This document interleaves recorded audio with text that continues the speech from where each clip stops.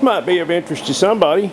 I don't know. This is an old cast iron heavy duty transmission jack, floor jack, and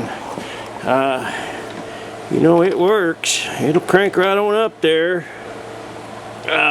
Says on it Napa Fleet model 5-42, 3 inches up to 25 inches, and it's made by, capacity is half a ton, made by the DeKoven Manufacturing Company, Racine, Wisconsin. And I like the little heavy-duty cast iron wheels on it. Those are about 3.5 inch diameter wheels.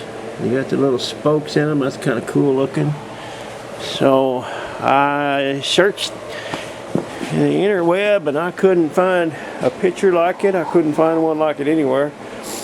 It's just a Napa sticker on there, but I don't know if they made them for Napa or Napa bought them, put their sticker on there, but it does have the manufacturer on there, DeKoven. So anyway, it's kind of a cool old piece. I had that, I had it back yonder in the corner with that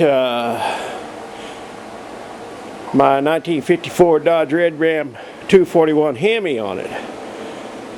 Sat back there, sat there for about 3 years, and I sold that engine the other day, and I also sold that straight 8 Buick because I decided I'm just overwhelmed with projects, and I thought I'm going to get that Buick out, and I'm going to either get it running or I'm going to sell it, whichever comes first. And a guy came and got it, and another guy came and got this engine the day before yesterday. So I'm kind of trying to purge a little bit and not feel so overwhelmed with projects. I used to get projects that I didn't get finished. I'd start them and not get finished, and now I've got projects stacked up that I haven't even started. So I at least should start my projects before I don't finish them.